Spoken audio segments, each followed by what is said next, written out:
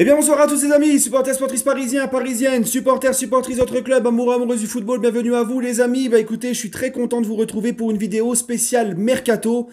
Oui, puisque le Mercato, les amis, a recommencé depuis le 1er janvier, on est en plein Mercato hivernal, donc les rumeurs vont de bon train au PSG, au niveau des départs, des arrivées, donc j'aimerais commenter ces rumeurs les unes après les autres, il n'y en a pas 50 000 non plus, et donner mon avis comme j'ai l'habitude de le faire. Concernant un petit point, juste avant de commencer, les amis, concernant ma série Mon PSG à moi, si tout va bien, s'il n'y a pas une grosse actualité du PSG comme ça qui nous tombe sur le coin de la figure, ou autre, un imprévu ou quoi, normalement, si tout va bien, dans le week-end, samedi ou dimanche, je sors le prochain épisode. Pour ma série des Coupes de France remportées par le PSG avant l'ère Qatari, que j'avais commencé, je compte la poursuivre aussi très bientôt, ne vous inquiétez pas. Voilà. Euh, les amis, on va commencer par déjà dire ce que j'ai déjà dit dans mon débrief la dernière fois, mais Galtier, hein, concernant ce mercato, qui avait dit qu'il n'y aurait pas de recrues, qu'il n'y a pas de que tout va bien en fait, et puis qu'il n'y a pas besoin de recruter. Donc comme je l'ai dit dans mon débrief, et je pense que ça fait unanimité chez les supporters parisiens, parce qu'on constate tous les mêmes choses, et je pense que Galtier est quand même intelligent pour savoir que ce que nous on constate, il le constate aussi bien et mieux que nous, je pense. Donc on espère que c'est de la com, on espère que c'est pas vrai. Parce que là, franchement, au moins cet hiver, je dis bien au moins, hein, faire dans le poste prioritaire la défense centrale. On a absolument besoin d'un défenseur central, les amis. Parce que là, on a qui de disponible? On a Marquinhos, qui n'est plus que l'ombre de lui-même depuis le match face au Real, c'est très compliqué.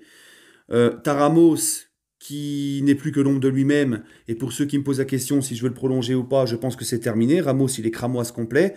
Même si j'ai été très heureux de sa venue, même si c'est un joueur exceptionnel, une carrière extraordinaire, il a tout gagné, respect et tout.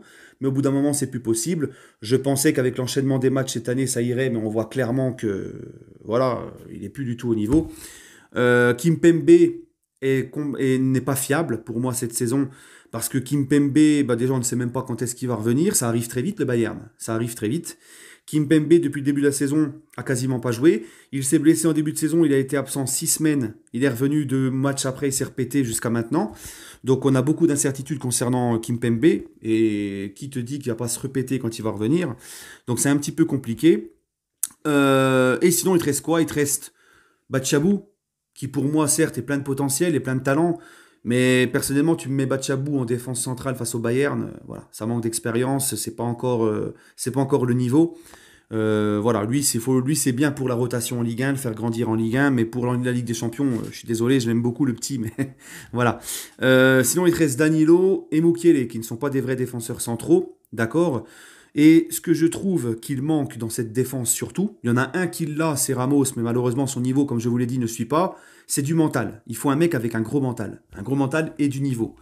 Et il y a un défenseur central qui est justement pourrait être sur le marché dès cet hiver parce que son club a besoin, je pense, d'argent et peut-être qu'ils ne prendront pas le risque de les laisser partir à la fin de saison, c'est Milan Skriniar, qui est un joueur donc d'un très bon niveau et qui a du caractère et du mental à ce poste. Et ça, c'est ce qui nous manque cruellement. Un mec de niveau avec du mental. Voilà.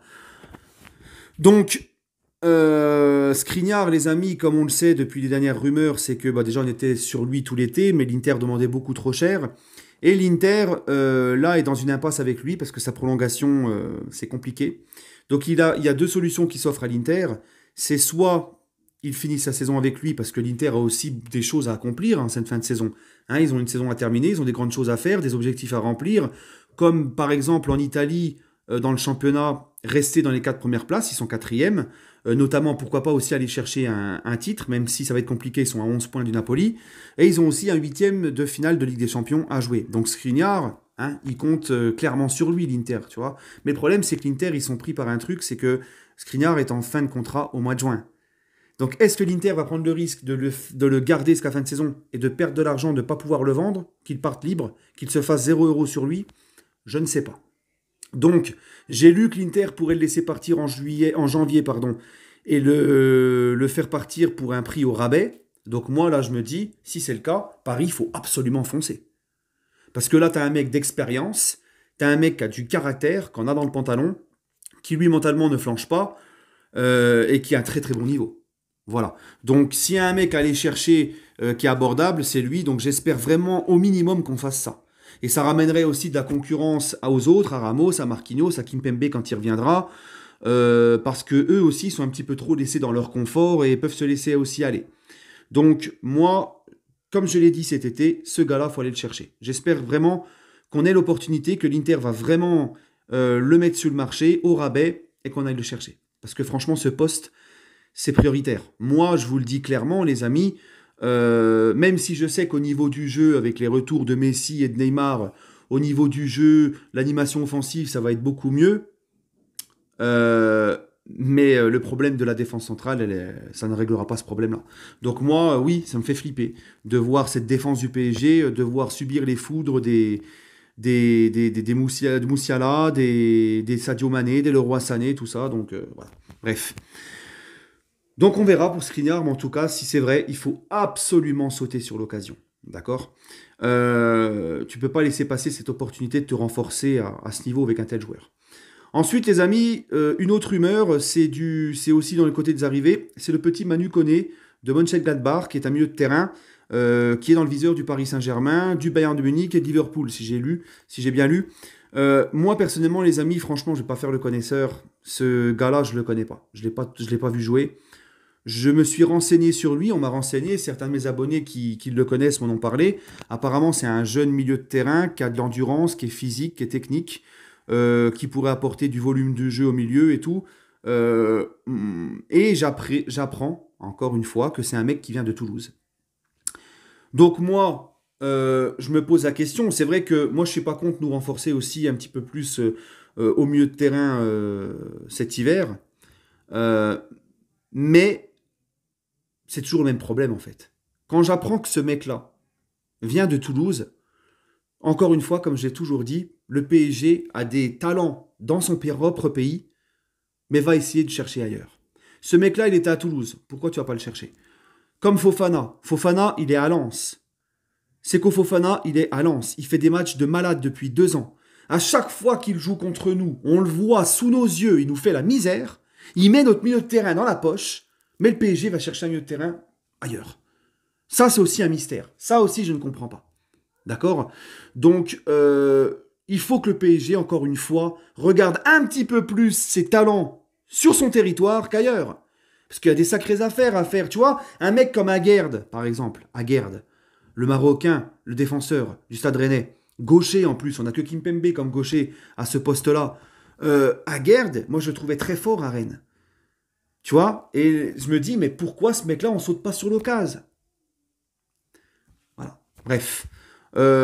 Sinon, la dernière rumeur qui ressort, c'est du côté des départs. Sergio Rico, peut-être en prêt du côté de Milan, mais c'est à condition de savoir si Navas va rester ou pas. Oui, parce que si Navas part et que Rico part, on n'a que le Tellier en numéro 2. Donc voilà, c'est conditionné par le départ ou pas de Navas. Et concernant Navas, hein, moi si Navas y part, Rico y reste. Mais si Navas reste, que Rico part en prêt, ça ne me dérange pas. Mais Navas apparemment est courtisé par un club au Mexique. D'accord?